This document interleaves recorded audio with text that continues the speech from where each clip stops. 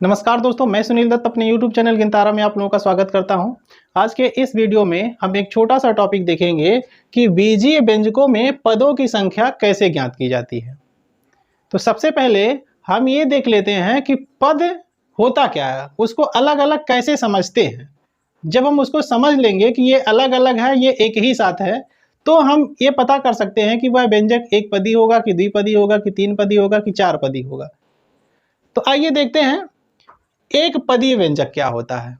एक पदीय व्यंजक वह व्यंजक होता है जिसमें केवल एक पद होता है। अब एक पद का मतलब क्या है? जैसे अगर जो 5x लिख दिया गया तो यह एक पद है, x लिख दिया गया तो एक पद है। अब यहाँ पे समस्या ये आती है लोगों के सामने कि ये 5x लिखा है तो 5 को अलग समझते हैं, x को अलग समझते हैं। देखिए, जब पदों को अलग करना होता है तो वहां पे प्लस और माइनस का साइन आता है।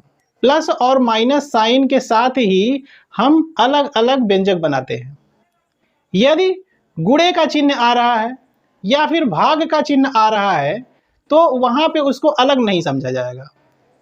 जब प्लस या माइनस रहेगा तभी उसको हम अलग समझेंगे।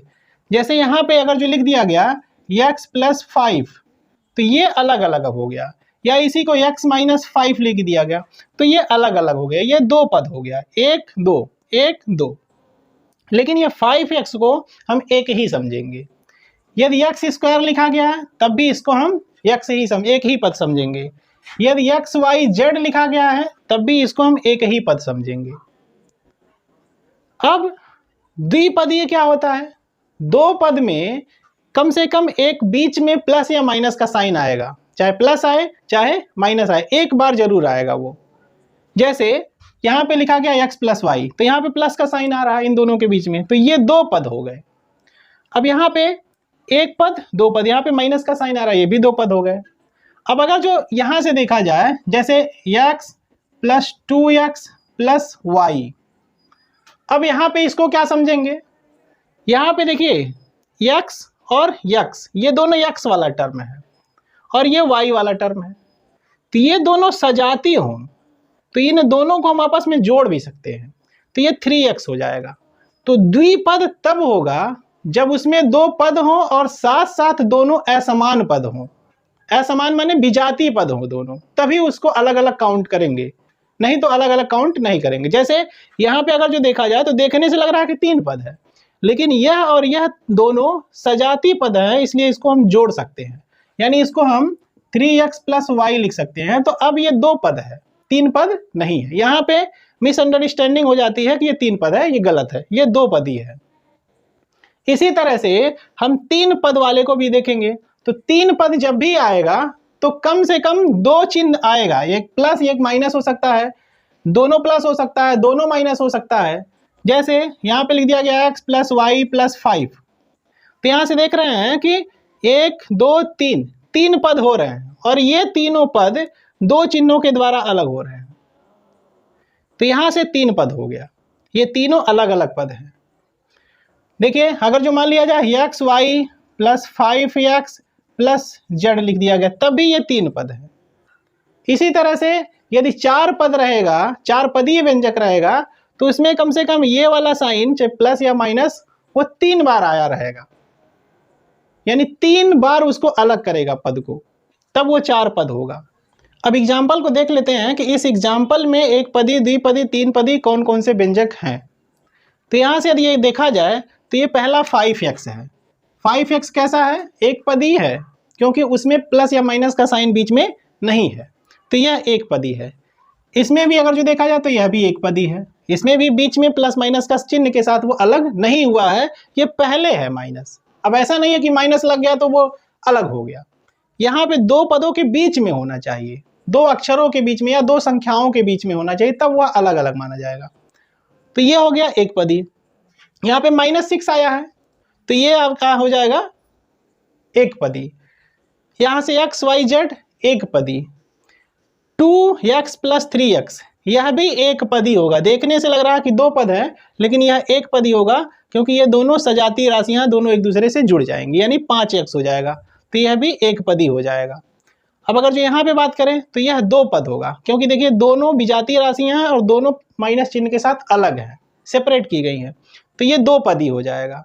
इसी तरह से यहाँ पे देखा जाए तो x minus Y plus Z, ये तीनों अलग अलग राशियां हैं यानी विजाती हैं, इसलिए यह भी क्या है, तीन पदी हो जाएगा, क्योंकि इसमें तीन पद हैं, ये दो पद हैं।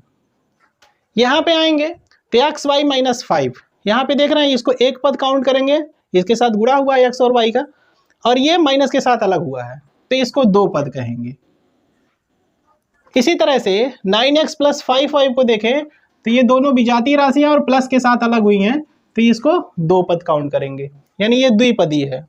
यहाँ पे आएंगे तो ये देखेंगे ए स्क्वायर माइनस बी स्क्वायर, ए स्क्वायर बी स्क्वायर से अलग हुआ है माइनस चिन्ह के साथ, तो ये दो पद हो जाएगा।